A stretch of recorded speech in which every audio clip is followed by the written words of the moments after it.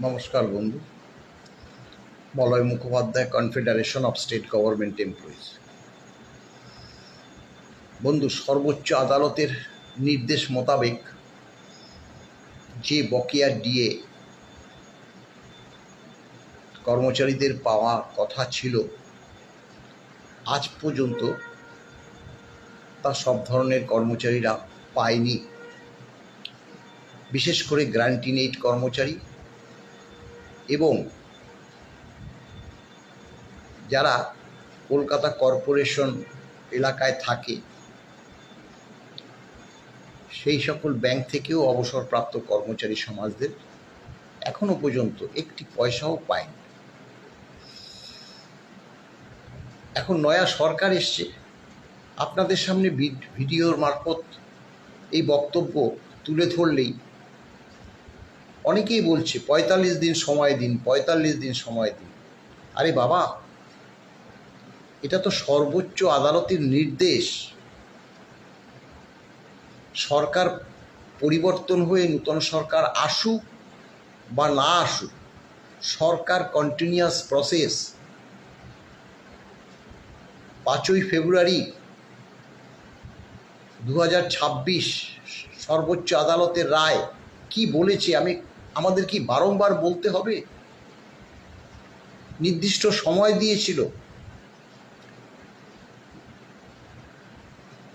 ২৫% DA immediate effect. এই ব্যাপারটা অনেকে অবশ্য আবার বুঝতে পারছে না ২৫%টা কি।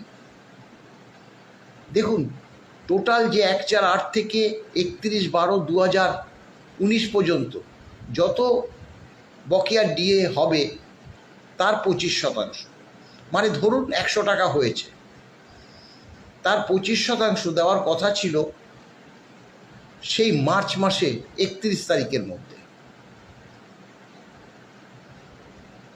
তারপরে ফার্স্ট ইনস্টলমেন্ট, যেটা ৬ তারিখে ঘোষণা করার কথা এবং সেটা ওই ৩১শে মার্চের মধ্যে দিয়ে দেওয়ার কথা ছিল ফার্স্ট ইনস্টলমেন্ট। অর্থাৎ দুটো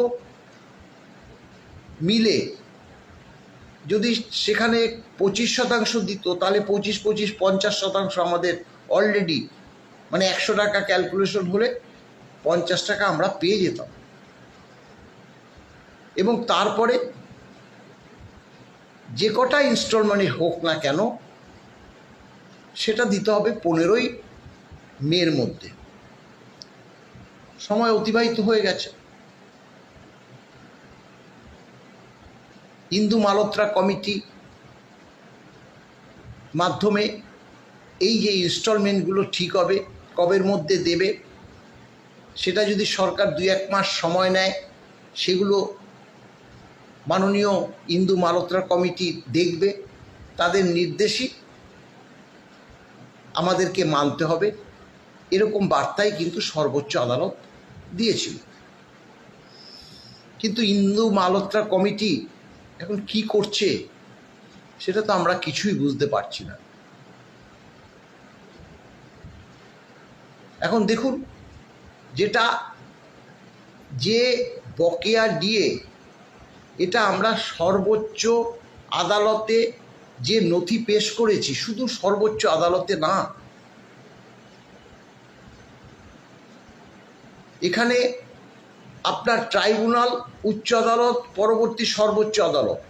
সর্বোচ্চ আদালতে যে নথিগুলো যায় সেগুলো পূর্বের যে ট্রাইব্যুনাল এবং হাইকোর্টে যে সকল অর্ডারগুলো, যে সকল বার্তাগুলো আমাদের ওখানে লিপিবদ্ধ আছে, সেটা সরকার যেহেতু এসএলপি করেছে, ৮০৪ পাতার সব বার্তা সুপ্রিম কোর্টে চলে গেছে। তার ভিত্তিতে সওয়াল জবাব হয়েছে। সেই পরিপ্রেক্ষিতে আমরা নির্দেশ পেয়েছি DA is a legally enforceable right এবং তা দিতে হবে all India consumer price index অনুসারে। সরকারের কাছে বারবার ট্রাইব্যুনাল বলুন, উচ্চ আদালত বলুন, যে তারা কেন্দ্রীয় সরকার কত শতাংশ ডিএ দিয়েছে, সেই পরিপ্রেক্ষিতে রাজ্যের কত শতাংশ ডিএ উইথ অর্ডার নাম্বার এবং ডেটেড দিয়ে জানাতে বলেছে, সেই কপি আমাদের কাছে আছে। রাজ্য সরকারই বলেছে। ধরুন একটা উদাহরণ দিই, 148 সেখানে রাজ্য সরকারই বলছে ওই সময় আমরা 2% ডিএ দিয়েছি, কিন্তু এআইসিপিআই ছিল 12%। তাহলে তো আমাদের ডিফারেন্স 10%। বা আর একটা উদাহরণ দিই, 1116-তে, এটা আমরা না, যেটা এই উদাহরণটা আমি তুলে ধরছি সরকারের দেওয়ার নথি থেকে। সরকার বলছে যে আমরা দিয়েছি 1116-তে 75%, সেই সময় এআইসিপিআই ছিল 125, অর্থাৎ 50%। তাহলে সরকার তার থেকে কম কিভাবে হিসাব করে কর্মচারীদের কাছে তুলে দেয়? দেখুন, এই সকল ঘটনা প্রবাহ যে সকল ঘটছে, সেটা আমাদের সর্বোচ্চ আদালতে গিয়ে আমরা নালিশ জানাবো। অলরেডি কন্টেম্প পিটিশন আমাদের করা আছে, আপনারা জানেন। যে দেখুন, প্রথমে 4 তারিখে কাউন্টিং নয়া সরকারের হলো। সেদিন যে বিজেপি গভর্নমেন্ট আসছে সেটা এক প্রকার সকলেই নিশ্চিত হয়ে যায়। সেই দিনই এই নয়া সরকারের অ্যাডভোকেট অন রেকর্ড তিনি 7 দিন মামলাটা পিছিয়ে দিতে বলল।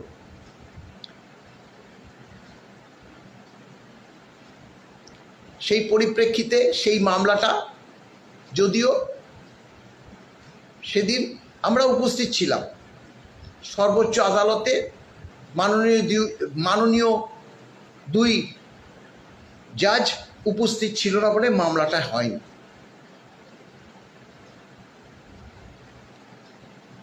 তারপর সেটা ডেট পড়ে এই 27শে মে 2026, আপনারা সকলেই জানেন। কিন্তু তার 2 দিন আগে দেখুন, আমরা সর্বোচ্চ আদালতে সরকার মামলা করেছে, আমরা সেই মামলা লড়ে যাচ্ছি। আমাদের যদি সর্বোচ্চ আদালতের যদি মামলা থাকে, সেই মামলাকে কোনো কর্মচারী সংগঠন পিছিয়ে দিয়ে দেওয়ার কথা বলতে পারে? আমরা তো সেটাই দেখলাম। 27 তারিখ যে মামলাটা ছিল, একটা সংগঠন বলল 4 সপ্তাহ মামলাটা পিছিয়ে দেওয়া হোক। কেন পিছিয়ে দেওয়া হোক? না, মাননীয় মুখ্যমন্ত্রী নয়া সরকারের 30 তারিখে কর্মচারী সংগঠনগুলোর সঙ্গে এই ডিএর ব্যাপারে একটা আলোচনা করবে, বা সভা আছে বা মিটিং আছে, যেটাই বলুন না কেন। আচ্ছা বলুন তো, যদি মামলাটা থাকতো, সর্বোচ্চ আদালত, রাজ্য সরকার কতটা ইমপ্লিমেন্ট করলো, বাবা কবের মধ্যে করবে, সেই সব বার্তাগুলো তো তুলে দিতে পারত। আমরা সেখানে বলতাম যে নয়া সরকার এসছে, তাকে একটা নির্দেশ দেওয়া হোক।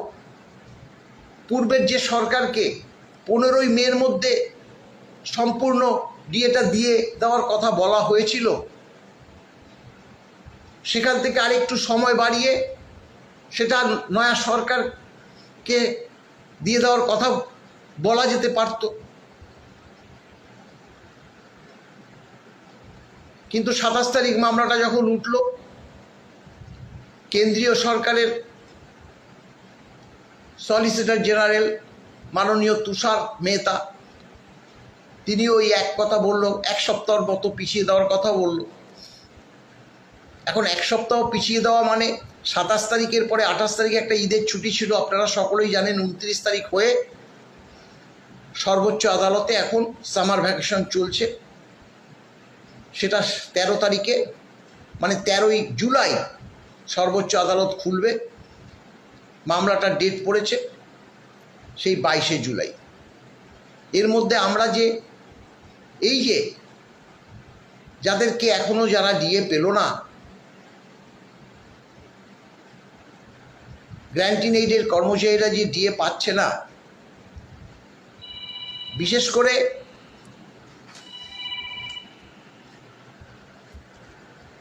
যে খোদ রাজ্য সরকারি কর্মচারী যারা, তাদের কি দোষ বলুন তো?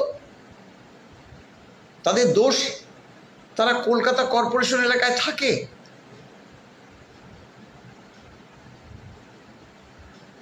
আজকে এই অবসরপ্রাপ্ত কর্মচারী যারা ট্রেজারি থেকে পেনশন পায়, কম হোক তারা তো কিছু অংশ ডিএ পেয়েছে। নির্দিষ্ট নিয়ম মতো যে আদায় সেটা আমরা পরে দেখে নেব সর্বোচ্চ আদালত। কিছুটা অংশ তো পেয়েছে, 16 থেকে 19।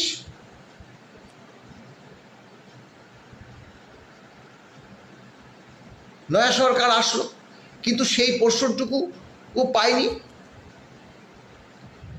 অচানক মাননীয় মুখ্যমন্ত্রী, নয়া মুখ্যমন্ত্রী সঙ্গে বৈঠক আমাদের 1 জুন ছিল। হঠাৎ করে তার আগের দিন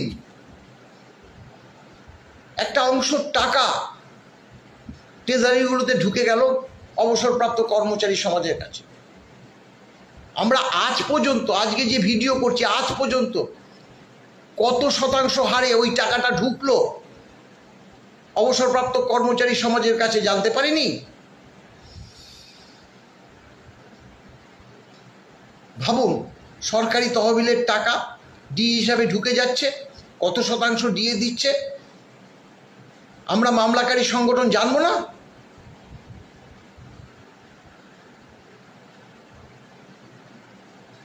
এবং খুব দুর্ভাগ্য এবং দুঃখের ব্যাপার, এই 29 তারিখের অর্ডারটা বার করেছে, 29 তারিখ ব্যাকডেট দিয়ে, 30 তারিখ কিন্তু দিয়েছে। টাকাটা ঢুকেছে 30 তারিখ, 29 তারিখ, যা কেকে পূর্বের সরকারও ব্যাকডেট দিয়ে অনেক অর্ডার বার করেছে। এটা সরকার করে, আমরা তো সরকারি কর্মচারী, আমরা জানি রেফারেন্সে যে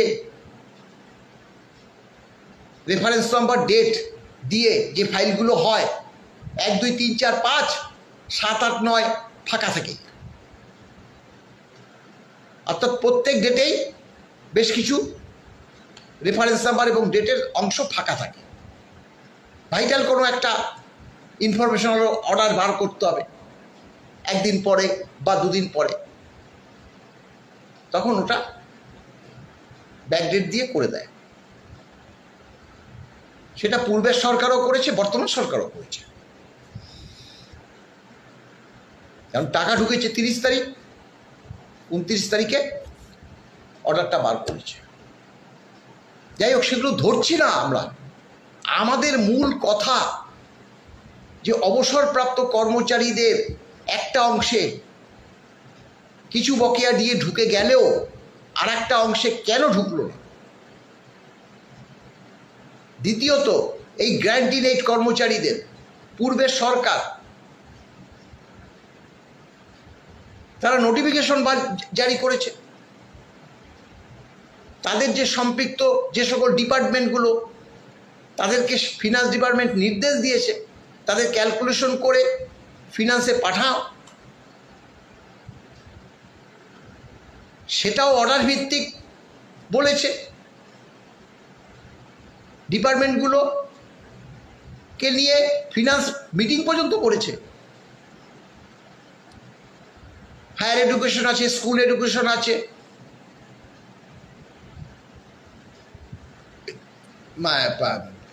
পৌরসভা, আরবান ডিপার্টমেন্ট আছে, সিএমডি আছে। এই ধরনের ডিপার্টমেন্টগুলো সংশ্লিষ্ট যে কর্মচারী সমাজ তাদের এস্টাবলিশমেন্ট করে, তাদের নিয়ে মিটিং করেছে। এ তো অজানা নেই, কারো অজানা নেই। কর্মচারী সমাজ এগুলো ভাইরাল করেছে। 7টা ডিপার্টমেন্টকে নিয়ে অর্থ দপ্তর মিটিং করছে তাদের ডিএ দেওয়ার জন্য। ওপেন, সেটা করার পর তারা ক্যালকুলেশন করে ফিনান্সে পাঠিয়ে দিয়েছে, সেটাও সবাই জানে। গ্র্যান্টিন এইডের হিসাব করে পাঠিয়ে দিয়েছে। ফিনান্স কি করবে? কনকারেন্স দেবে ডিপার্টমেন্টগুলোকে, তারা ডিসবার্স করবে। না, হচ্ছে না। বারবার আমাদের কাছে ফোন আসছে, আমরা বিরক্ত হচ্ছি। আবার ভাবি স্বাভাবিক তো, বিরক্ত হলে তো আমাদের চলবে না। কারণ অবসরপ্রাপ্ত যে কর্মচারী সমাজ, তারা একদম মৃত্যুর দোরগোড়ায় এসে উপস্থিত হয়েছে। এই বাস্তব বিষয়টা একটা সরকার যদি না বোঝে, কে বুঝবে? আমি তো সেদিনকে মাননীয় মুখ্যমন্ত্রীর উপস্থিতিতে বলে এসেছি যে দেখুন, 80, 85, 90, 100 এমনকি তারা মৃত্যুর দোরগোড়ায় এসছে। তারা একটা পয়সাও এত বড় মামলার ক্ষেত্রে যে রায় পেয়েছি তার কিছু অংশ পাবে না। হিসাবটা নয় পরে করবে না, ব্যাংকগুলো ডাটা পাঠাচ্ছে না, ব্যাংকগুলো ডাটা পাচ্ছে, দেখব এই চলছে। সেদিনকেও বলেছি এই কথা, মাননীয় মুখ্যমন্ত্রী বলেছে ব্যাংকের সঙ্গে কথা বলতে, আমরা শুনেছি, রিলায়েবল সোর্সে খোঁজ দিয়েছি। হ্যাঁ, এমনও শুনছি যে ডাটাগুলো পাঠাচ্ছে সেগুলো ভুলে ভরা, যার জন্য ফিনান্স ক্যালকুলেশন করতে পারছে না, আবার পাঠিয়ে দিচ্ছে। তাহলে তারা ডিএটা পাবে কোথায়? পাবে কবে?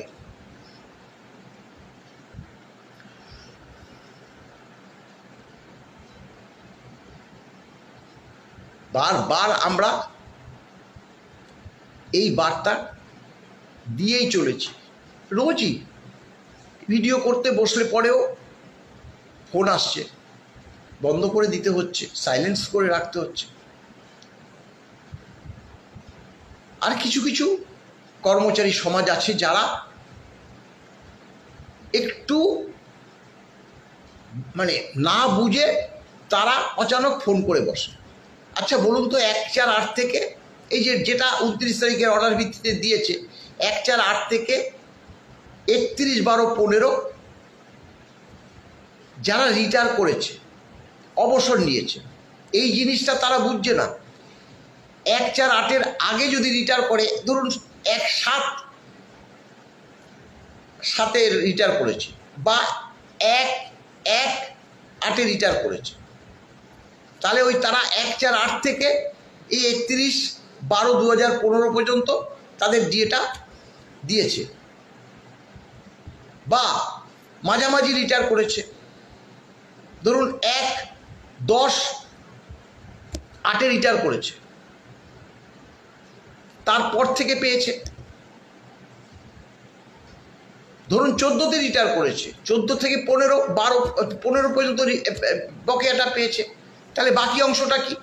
বাকি অংশটা তো সেটা তো পূর্বের সরকার মাননীয় ইন্দু মালহোত্রা কমিটির কাছে বলেছে যে 8 থেকে 15 পর্যন্ত এইটা HRMS এ ধরা নেই, এগুলো স্ক্যান করে সেগুলোকে সরকার HRMS এ ঢুকছে, তবে IFSMS এর মাধ্যমে সেইগুলো দেওয়া হবে, অর্থাৎ ইন সার্ভিসে যারা ছিল।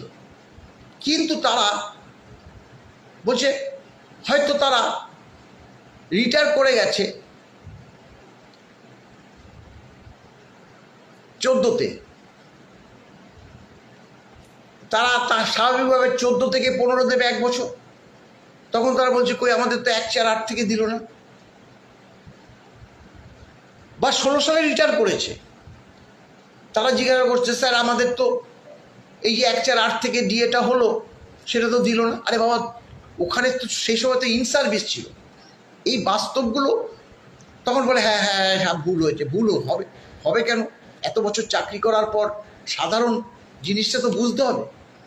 এইভাবে আমরা বলি, তখন হয়তো একটু মানে রাগান্বিত স্বরেই বলি যে আপনারা এই বাস্তবটা বিচার করবেন তো, ডিএটা কোনখান থেকে কত পর্যন্ত পাবো, কিভাবে পাবো।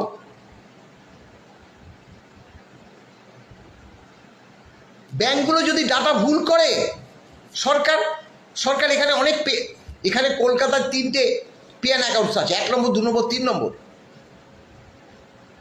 রাজ্যের বিভিন্ন জায়গায় যে ট্রেজারিগুলো আছে, কলকাতায় 2টো পেয়ান অ্যাকাউন্টসে 2টো সেল করুক ট্রেজারি, দরকার নেই ব্যাংকে পাঠানো।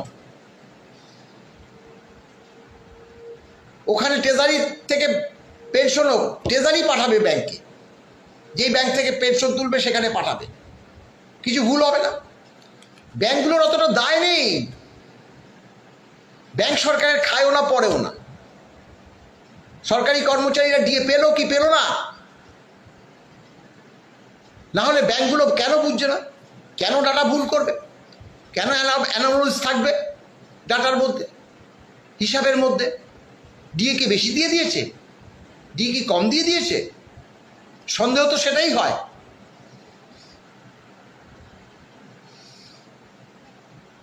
কবে যে ব্যাংক এগুলো ঠিক করে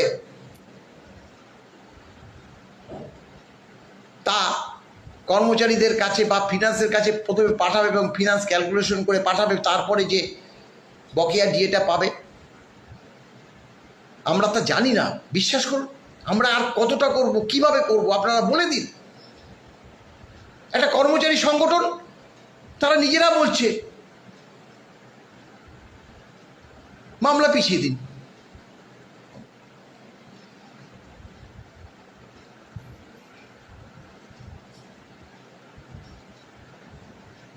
মামলাটা যেভাবে চলছে, চললে অসুবিধাটা কি হতো? যদি কঠোর একটা এই বর্তমান নয়া সরকারকে দিত সর্বোচ্চ আদালত, তো তা নয়া সরকার তো কিছুটা সতর্ক হতো না?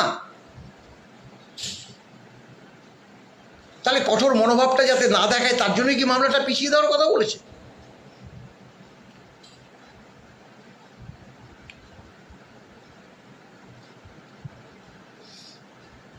সেই 22শে জুলাই সর্বোচ্চ আদালতে আবার মামলাটা উঠবে। মাননীয় সঞ্জয় কারোল, মাননীয় পিকে মিশ্রের বেঞ্চ আগস্ট মাসে মাননীয় পিকে মিশ্রে রিটায়ার করবে।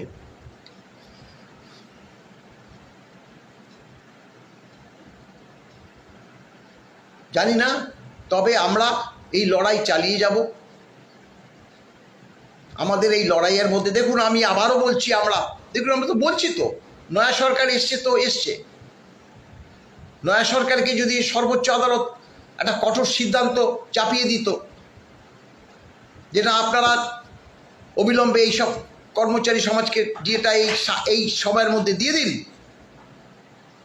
তাহলে তো সরকার সতর্ক হতো, সরকার হয়তো দেওয়ার চেষ্টা করত। এখন তো মামলা পিছিয়ে গেছে। জুলাই 22 তারিখ পর্যন্ত হাত গুটিয়ে বসে থাকলেও যদি না পাওয়া যায়, আমরা কি বলবো? আমাদের আলোচনা হয়েছে, আলোচনা সত্যি আমরা তো বলছি, মাননীয় মুখ্যমন্ত্রী যেভাবে অর্থমন্ত্রীকে নির্দেশ দিয়েছে, মুখ্য সচিবকে নির্দেশ দিয়েছে, অভাবনীয়। প্রকাশ্যে আমাদের সামনে একের পর এক বলেছে। এগুলো দেখুন আপনারা।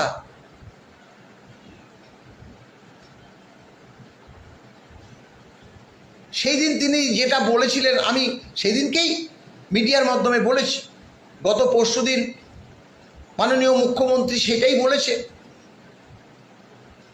অর্থাৎ এই যে ষষ্ঠ বেতন কমিশনের দিয়ে যে 42% মর্গ ভাতা বাকি আছে, নয়া সরকার ক্ষমতায় আসার আগে তাদের যে ম্যানিফেস্টো, যে তারা সংকল্পপত্র বলে, সেটা তো সকলেই জানে। 45 দিনের মধ্যে ডিএ এবং বেতন কমিশন, এটা আমরা একটু সন্দেহ প্রকাশ করেছিলাম, 45 দিনের মধ্যে বেতন কমিশন কিভাবে হবে। যাই হোক, গঠনের কথা ভেবেছিলাম। সেদিনকে পরশুদিন যে তাদের যে পার্টি অফিস বোধহয় নিউ টাউনে, সেখান থেকে মাননীয় মুখ্যমন্ত্রী বলেছে যে বেতন কমিশন গঠন হয়ে গেছে। না, গঠন হলে তো নোটিফিকেশন হতো, চেয়ারম্যান হতো, মেম্বার হতো, সেগুলো তো হয়নি। হয়তো তিনি বলেছে কয়েকদিনের মধ্যে হয়তো গঠন হয়ে যাবে। এবং বলেছে ওই একই ব্যাপার আমাদের সেদিনকে আমাদের কাছে বলেছিল, সেটা ওপেন বলেছে, কর্মচারী সমাজ শুনেছে, শিক্ষক সমাজ শুনেছে,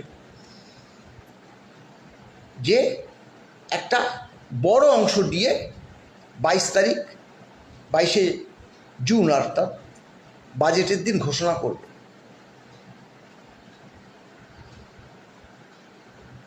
এবং আমাদেরকে বলেছিল যে 1 জানুয়ারি 2027 থেকে বেতন কমিশন লাগু হবে।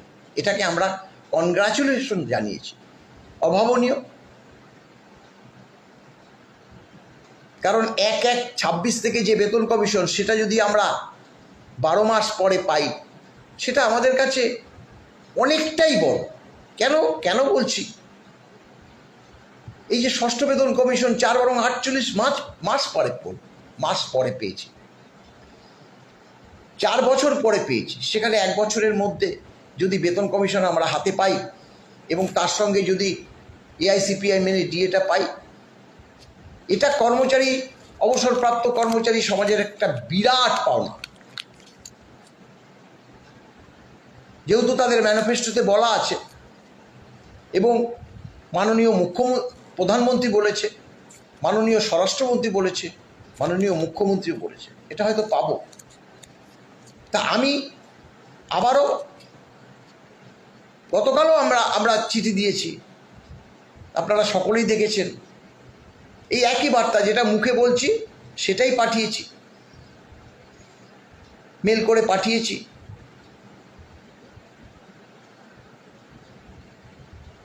আমাদের এটাই যে আপনারা অন্তত এই যে গ্র্যান্টি নেই এবং যারা কেএমসি এলাকায় রয়েছে, এই যে অবসরপ্রাপ্ত কর্মচারী সমাজ,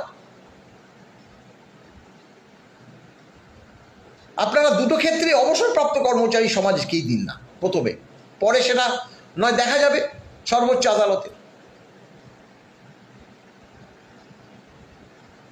কেন বলছি অবসরপ্রাপ্ত কর্মচারী সমাজের কথা বলছি আমরা? এই কারণেই বলছি, হ্যাঁ বলছি, এটা মামলাটা 2006 সালের 5ম বেতন কমিশন,